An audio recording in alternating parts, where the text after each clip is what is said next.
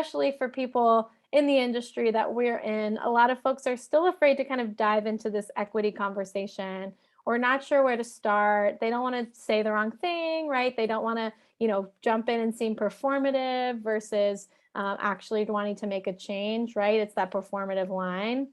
So what would be your general piece of advice, right? One thing that each of us can really start to think about within our own roles, and let's keep it within sports, right? So how can each of us within our own roles in sports keep keep the momentum going from these 2020 protests, from the players speaking out since 2016 with the work you guys are doing, but also today, right? How do we each play a role in that, in your opinion?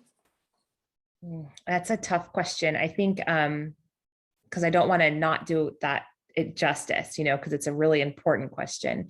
I know, if I'll just speak from myself, I know that when it comes to equity, we make sure that, we put our money where our mouth is, even when it comes to when you're looking at, women's equality. And I make sure that I hire other females, to do a job that most organizations, aren't all female dominated in sports. And so that's something that's really, as a matter of pride for me.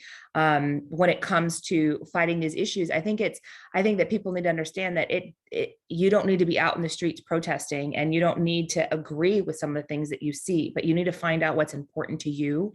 And you need to go in and see how you can make an impact. Everyone can make an impact on an individual level. And I think, when it comes to, even things like voting, it's so simple, but it's so impactful and so important. And people need to understand that, activism, there's no time off from activism. Like, there's always people in need. There's always going to be people who need to have a voice to speak out for them.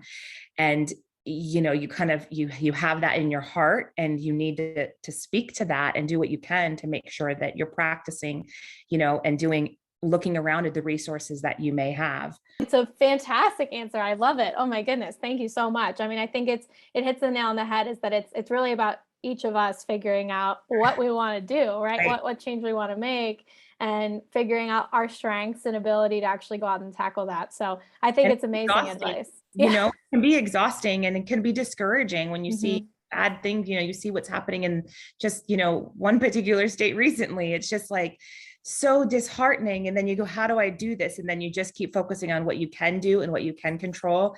And and when you're surrounding yourself with like-minded people, there's so much beauty in that. I get so much energy from that. So I know that's what keeps me going over here. No, I love it. I think that's great.